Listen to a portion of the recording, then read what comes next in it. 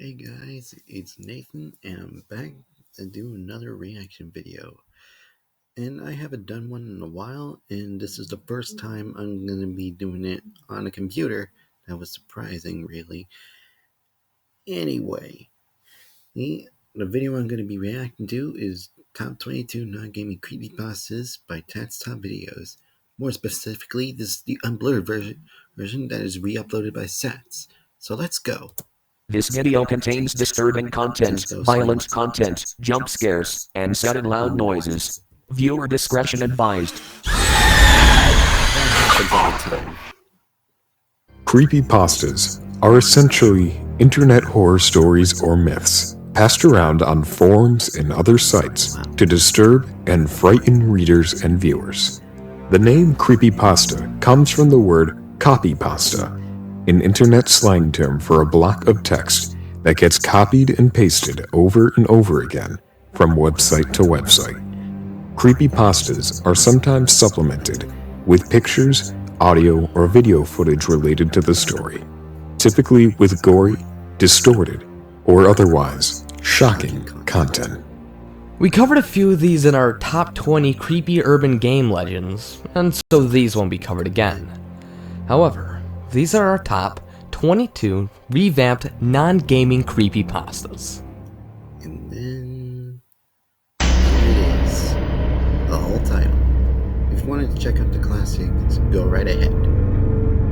Classic version. Yeah. Then let's get started on this fucking thing. Number 22. God's Mouth. During a mountaineering adventure, a man and woman enter a mysterious cave labeled God's Mouth. Despite the warnings around the entrance, they explored the solitary cave.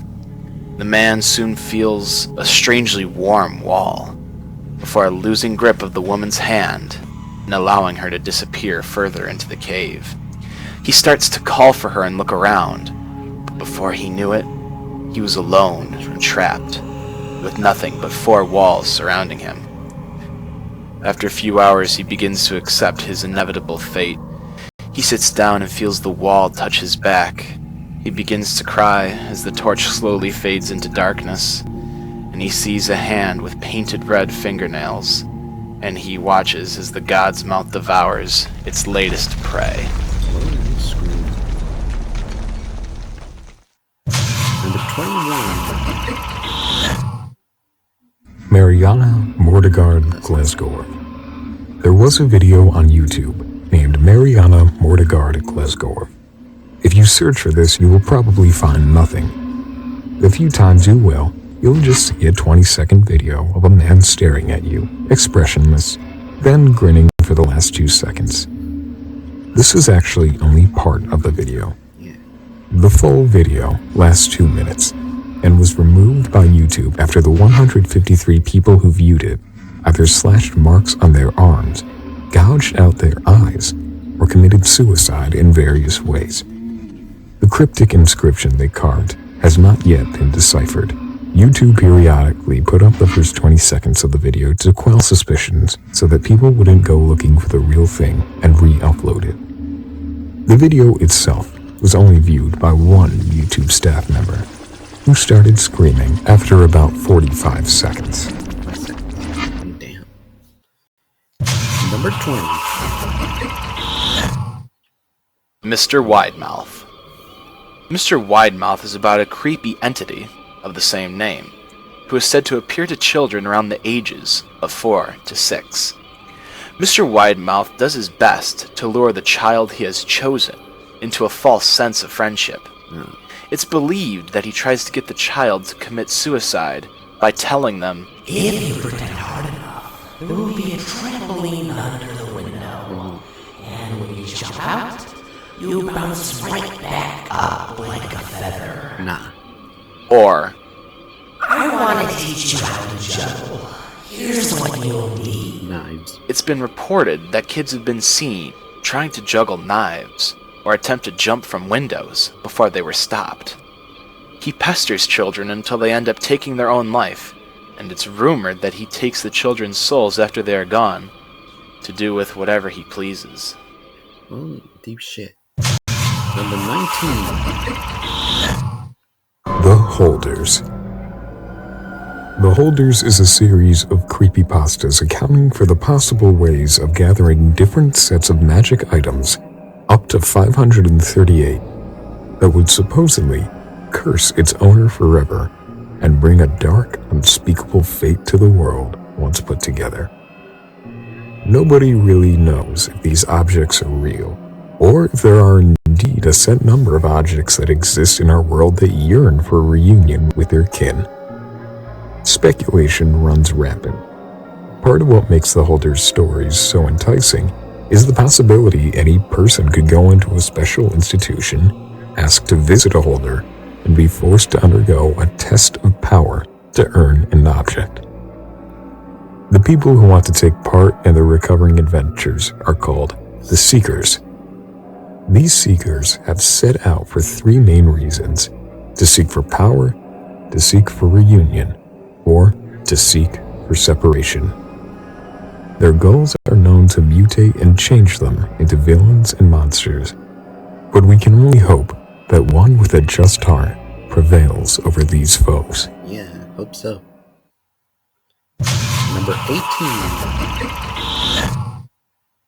The SCP Foundation. The SCP Foundation is an organization with a murky past. Various agencies from around the world operate to maintain human independence from extraterrestrial, extra-dimensional, and extra-universal threats. In the past, humankind has been at the whim of these bizarre artifacts and similar phenomena. But it's now reached a point in history where they can begin to control and obtain these defiances of natural law. D-class personnel recruited from death row inmates are apparently used for human testing in almost every aspect. The Foundation occasionally runs into other groups, such as the Global Occult Coalition and the Church of the Broken God. Items can be an object, place, person, animal, or even an occurrence. They are given in items such as SCP-XX and categorized. SCPs are grouped as being safe, elusive, or Keter, which are classifications that explain expected threat levels. The Foundation collects and protects the SCPs from getting into the hands of others. SCP-173 was the first SCP object written and served as the inspiration for the project. It's described to be a statue-like entity that cannot move while in direct eyesight and will kill by breaking the neck of a victim if not observed. Made a game. Number 17. Squidward's suicide. An ex-Nickelodeon intern recalls the time that he witnessed a very different episode of SpongeBob, titled Squidward's Suicide, back in 2005. We're told that the producers of SpongeBob would sometimes put little Easter eggs into the episode as a bit of a joke before it was finalized. But this was no Easter egg, as they sat and watched the first run of the original episode of Fear of a Krabby Patty. In the episode's beginning, we see Squidward practicing for a clarinet concert, and later that night when he finishes his piece in front of the crowd, things start to get strange. The crowd, along with SpongeBob, had hyper-realistic eyes, and they were all booing Squidward very aggressively, and he looked genuinely afraid. The next scene is shown with Squidward sobbing on his bed, with absolute silence, and a faint laughter in the background, For several minutes. before cutting to a single frame of a dead, distorted child, mangled up on the pavement, and then later on, another of a girl who is also mangled in much the same way. Cutting back and forth to these different horrific scenes, and the sound of wind, and screaming and crying. Eventually, at the end, a mysterious voice tells Squidward, Do it. and then he shoots himself in the mouth with a gun. The episode ends. Yeah, reminds me of Kurt Cobain. Number 16. Happy Appy. Happy Appy was originally a Nick Jr. television show, with its main star being an apple named Happy Appy, who taught children how to act and handle with certain injuries and criterias. The first couple of episodes seemed pretty normal and went well, until after the first two. Things started to get worse. Nickelodeon removed the show after only 8 episodes and removed all traces of the files. True. Happy Appy helped children when they got hurt. He was a clay apple held up by a rusty bent stick. But as the show went on, it got weirder and weirder. He developed a death stare and an evil smile. By the 8th episode, he wasn't even made of clay anymore. The show progressed to get even worse. 2001 reports state that the episode seemed to depict happenings of disasters and tragedies before it was suddenly and unexpectedly taken off the air without a single trace of its existence. Never forget. Number 15. Candle Cove. This one takes place like a blog post that talks about a very old kids' TV show, which was about pirates, and had some controversy because the main villain being a skin-taking skeleton, and the horrific screaming episode, which had every character except the laughingstock ship screaming at the camera, while Janice cried, possibly having been through hours of it. Poor kid. As recollections of the show are traded back and forth, it becomes clear that beneath the show's cutesy and disarmingly low-budget appearance is something very dark and disturbing. And by the end, it's implied that the show is something much, much more sinister than a half-remembered childhood memory. Number 14. Cupcakes. The bronies may know about this one. Why, hello there, everybody. This is your favorite creature of chaos, the Draconiquist Discord, here to tell you about this particular creepypasta known amongst the community as My Little Pony Cupcakes. It is quite possibly the most notorious My Little Pony fanfic ever written. Yeah. It depicts the character Pinkie Pie as a serial killer who drugs her friend Rainbow Dash, dragging her to a hidden cellar. Pinkie Pie appears wearing a dress made of pony skins, wings, horns, and cutie marks of her previous victims, and begins to brutally murder Rainbow Dash sadistically in order to get that special ingredient for cupcakes. Damn. The fanfic has caused a lot of fear in the brony community No shit. and has since went viral across the internet, creating lots of blog posts and alternate endings. On Equestria Daily, the authorship has been attributed as Sergeant Sprinkles. Yeah, they're so shocked that Hasbro had nothing to do with this. Oh, you're here, just in time. I just finished a fresh batch of cupcakes. Oh, but it looks like I'm missing a few.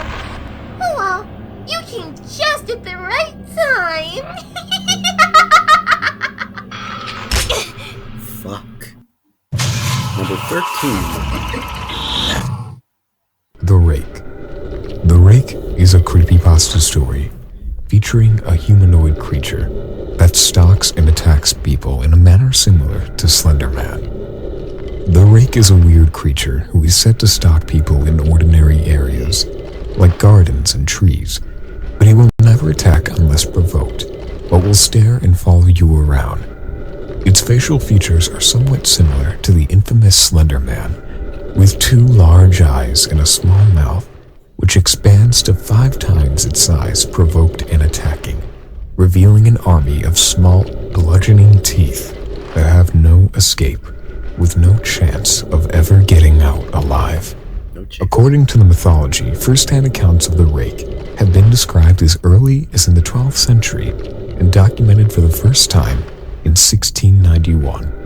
The story also alleges that strange events in the northeastern United States involving the creature led to brief local media interest in the summer of 2003, but most written accounts of the creature have been mysteriously destroyed. Number 12. That's Slender Man. The Slender Man myth started on the Something Awful forums with a rather creepy black and white picture. It showed a playground at some institution with the ever-infamous Slender Man standing in the background. This myth's popularity continued to grow until a video game called Slender: The 8 Pages was made. And why PewDiePie gets more views than ever to this day. The Slender Man possesses the abilities of teleportation, incredible strength, and wondrous stealth. He also seems to possess a unique interest in children. Ew. When the Slender Man is near, static is said to be heard. If you look at his blank, soulless face, he will teleport to you and take you to purgatory. Here, he will stalk you for all eternity, or simply kill you off. Some forms of this myth even state that the Slender Man will skin and eat his victims. Slender Man is a mythical figure, often depicted as a tall, thin figure wearing a black suit and a blank face. According to the legend, he can stretch or shorten his arms at will, and has tentacle-like appendages protruding from his back.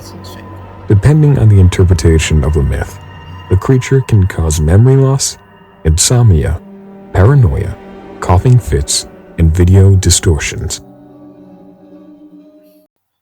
Number 11. Almost there, guys. Abandoned by Disney. Awesome. Abandoned by Disney is about a man investigating a shut-down Disney attraction called Mowgli's Palace, located in Guana Key in Bahamas. But what he finds there traumatizes him. When he arrives at Mowgli's Palace, everything appears to be normal. On the outside, it looks like any other old abandoned manor, rotting and overgrown. Upon entering the palace, things begin to get suspenseful. The hooks in the meat freezer were swaying back and forth, and the water was still running in the bathrooms. And in one resort room, the man assumed that he heard a quiet conversation between 2 people that ended in crying. Then, things took a turn for the worse when the man noticed a mascot-only room. But the odd thing about this room was, unlike all the other rooms in the palace, this one still had its lock on. Curious, the man unlatched the lock and entered. One door was labeled Character Prep 1, and inside were multiple Disney character costumes, Only one. and among these was a photo-negative Mickey Mouse costume lying in the middle of the floor. When he was about to leave the room, the unthinkable happened. The Mickey Mouse costume stood up and stared directly at the man, and it spoke to him, saying one sentence. Hey, wanna see my head come off? The demonic costume then pulled off its head and leaked blood from it. Yellow, chunky blood. The man turned to run and saw 3 words written above the doorway, reading, Abandoned by God. After that, he fled from the palace. And never returned. Number 10. SuicideMouse.avi. SuicideMouse.avi is a lost episode creepypasta and is widely seen as the forefather of the entire lost episode genre. This story is based off of an old, unseen Mickey Mouse episode. The video starts off with a saddened Mickey Mouse walking down a never-ending street while random piano keys are heard playing in the background. After some minutes of him walking, however, the video starts to become corrupted, the keyboard being replaced with static. The video blacks out for a whole 4 minutes while a low gurgling sound becomes more and more audible, and the sound of a horrific female scream starts playing along with Mickey smirking. The buildings and sidewalks start warping and distorting in different directions, with the distorted screaming lasting a full 8 minutes before abruptly cutting off. A fragmented scene is shown with strange faces, and a man is heard saying, "Real suffering is not known," followed by a gunshot. Mickey Mouse's face is shown to supposedly signify the end of the video, with what sounds like a broken music box playing in the background. Number 9. The Ronald McDonald House. McDonald's. The Ronald McDonald House charity is supposed to provide housing for the families of sick children. Nice. Seems innocent, right? Well, there's another side to the charity. There's another type of Ronald McDonald House Not many people know about it. There's one in most big cities. You won't find it by looking for it. It doesn't even have an address. It doesn't have a sign above the door, and it doesn't have windows. No, the only way you're gonna find it is if you're taken there. The real Ronald McDonald house is about the slaughter of kids, sadistic torturing, and the underground trade of the snuff film. It's also implied they grind kids up for the use of a special ingredient in such meals such as the Big Mac. If you're taken there, there's no escape. You sealed your fate, and trust me, they take pleasure in driving you insane. Remember, they're always watching. Yep, it's even worse than Billy Kincaid from Spawn. Number 8. Gateway to the Mind. In 1893, a team of scientists theorized that a human without any of his 5 senses would be able to perceive the presence of God. They thought the 5 senses clouded our awareness of eternity, and without them, we could contact God. The test was conducted on an elderly man who had nothing left to live for. They cut off all sensory nerve connections to his brain. 2 days later, the man claimed that he could hear his dead wife speaking to him. The scientists found this interesting, but they weren't convinced, until he began to name dead relatives of the scientist and their personal information. After a full week of having dead voices in his head, the man became distressed and on the verge of insanity. He began hurting himself, asking for sedatives so he could fall asleep to stop the voices. Sleeping worked for 3 days, until he began having severe night terrors and hearing the deceased in his dreams. 2 days later, the man could no longer form regular sentences and was classified as insane. He was tied to a table to prevent suicide and began crying. This kept up for 2 weeks. During one study session, the man turned his head and focused one eye on a scientist for the first time in the study, even though he was believed to be blind. He said, "I have spoken with God, and He has abandoned us." Then his vitals stopped, and he dropped dead. Number 7. This is world famous. Jeff the Killer. Jeff was a boy that moved to a new home. The day he moved in, his mother invited him to a birthday party. When him and his brother Louie were waiting at the bus stop, 3 teenagers attacked them. After feeling this odd feeling all day and night, he gets a burst of anger, and he retaliated and got satisfaction from doing it. Jeff and Louie flee from the scene. It so happens their parents find out about it. Oh, and I could break the tie here that Jeff only did it to defend himself and Louie. So, that's fair. Jeff and Louie naturally looked guilty after fleeing the scene of the crime, but in an effort to save his little brother, Louie takes the blame and is sent off to juvenile detention.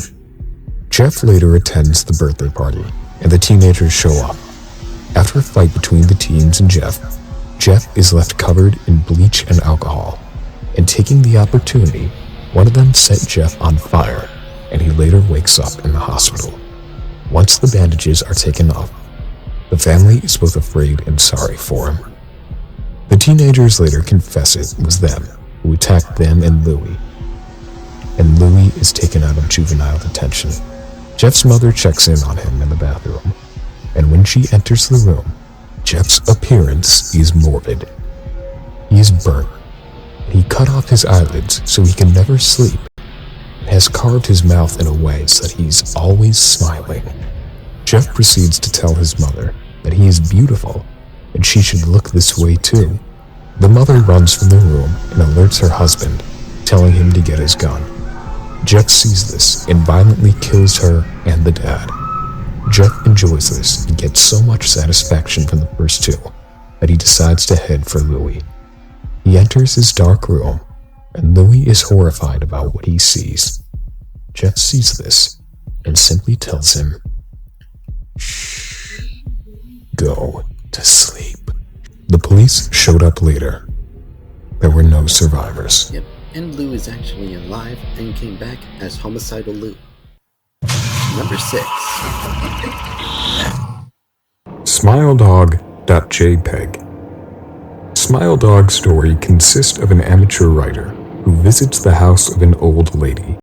Supposedly, she had a story for him which he could use. Rather than speak, however, the woman locked herself up in her room, crying and ranting about nightmares and visions. She then appeared to have killed herself a week later. All of these center around a floppy disk she was given that contained the image smile.jpg. Viewing this image incites insanity in the minds of those who have seen it. These reports continue to happen while the victim is asleep, resulting in very vivid and disturbing nightmares. If you receive an email named Smile, it's important you pass the image on to someone else. Deleting or not viewing the mail will still result in the same hallucinations. Which makes no difference. If the mail is not sent after 3 days, this picture will deform and show a more demonic smile dog, thus resulting in even worse nightmares. Attaching the file, that is, spreading the word, is the only way to save yourself from the smile dog that appears in your dreams. Some say that the original legend began with an image of the devil. That's some freaky deaky shit. Number 5. Zalgo. Zalgo is an internet legend about an ominous entity believed to cause insanity, death, and destruction of the world, similar to the creature Cthulhu, created by H.P. Lovecraft. Zalgo is an ominous creature that appears to be horror itself, or an ultimate terror all on its own. It's believed to relate to the death of the world, along with the scourge of insanity and other unspeakable things. Most of the time, disfiguration, gore, and dismemberment go along with the creature. Zalgo is often associated with scrambled text on web pages and photos of people whose eyes and mouths have been covered in black. Zalgo often cultivates into simple childish cartoons or comic strips, which corrupt them and turn them into hellish-like entities on paper with nothing but the black eyes and mouth. And may your childhood rest in peace. On forums, image boards, and certainly through emails, scrambled text began appearing with phrases like, "and he waits behind the wall." Parts of the internet become more corrupted, and soon more of its growth started spreading ominously without warning. It's known as "he waits behind the wall with 7 hands, armed only with a dead star and a lone candle." Number 4. Username 666. This video shows what happens when you search for the username 666 on YouTube and then refresh the page a few times. This pasta has actually created a few rumors, one of which is that the original 666 account contained a virus that changed all the text into sixes. When you search for 666 and refresh the page a couple times, the background turns hellish, the video turns creepy, and it's just horrible. If you click on one of the videos, you won't be able to close back up, pause, or shut down your computer until the video ends. Against your will. It works, but sometimes contains creepy viruses. If you're willing to take the risk of letting it into your system, that's fine, but it messes up computers bad. Just be careful, because sometimes it affects other pages too. Trust me, I know you wouldn't recommend it.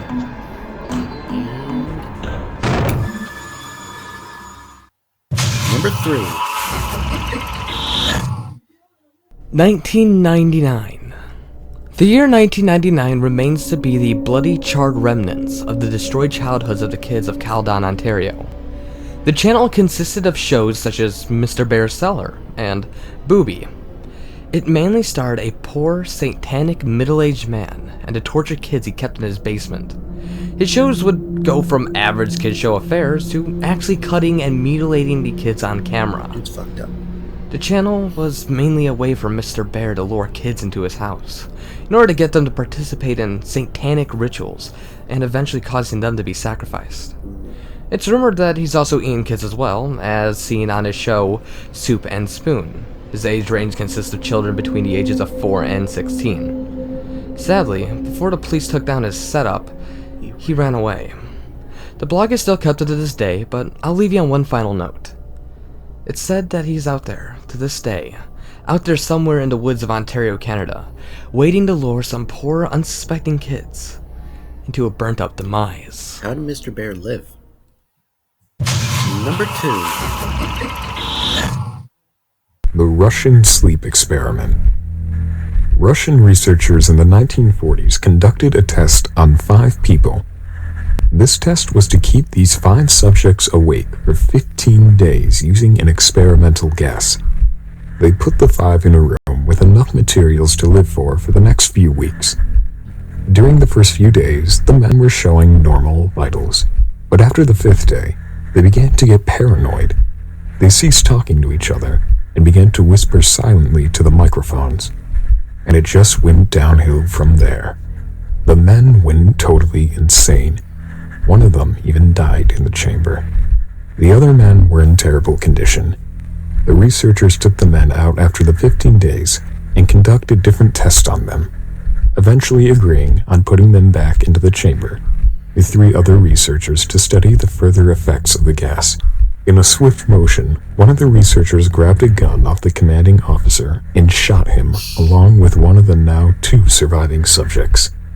He aimed his gun to the last surviving subject and demanded to know what he was. The test subject responded, "Have you forgotten so easily? We are you. We are the madness that lurks within you all, begging to be freed at every moment in your deepest animal mind. We are what you hide from in your beds every night. We are what you sedate into silence and paralysis when you go to the nocturnal haven where we cannot tread." He is then shot by the researcher, and the last words the subject says are, "So nearly free." And finally, number 1. Robert the Doll. Robert the Doll actually exists. The myths surrounding him vary, especially since it became so popular on the internet. The doll was given to an artist in the late 1800s by a servant working in his family home. The doll, which he named after himself, took on a life of its own and began to terrorize the family. It is said the owner kept his doll into adulthood, and it subsequently tormented his now late wife to insanity. When the doll was found by another family, the girl to whom it was given to was terrified of it and refused to have it in her room. You don't blame her. The doll is currently residing in Fort East Martello Museum in Key West, Florida, still in his sailor suit, holding a little stuffed lion that he appears to be attached to. Some visitors laugh at the stupidity of being afraid of a ridiculous doll, but many change their mind when they see Robert's angry look staring right back at them. Others try to take pictures of Robert, in this case, and their cameras won't turn on. They replace the batteries, thinking that is the solution. But the new batteries are not working either. When they leave the museum, the cameras turn on and the batteries fully charged. Yeah, which is why you have to ask permission first. I know, it sounds kind of silly, but you have to. One male visitor, who didn't believe the curse was true, videotaped his entire day at the museum. When they got to the area where Robert was, the sound of the camera turned off and couldn't be turned back on. Other employees say that when they lock up for the night, they leave peppermint candy in his case as if to bribe him to be good and not disturb anything during the night. When they return in the morning, the wrappers are left behind at Robert's feet. It's also stated that if people mock him, Robert is said to lay a curse on them, hence all the written apology letters. Like if you're in Florida and want to see it for yourself, you go right ahead. Be on the lookout for Tats TopVideos Top 60 Non-Gaming Creepypastas, featuring guest narrations from Creepypasta and Mr. Creepypasta. And that's Top 22 Non-Gaming Creepypastas, my reaction from a computer. Yeah, if you like what you see, hit that like button and subscribe for more. And as always, I will see you in the next video. Later.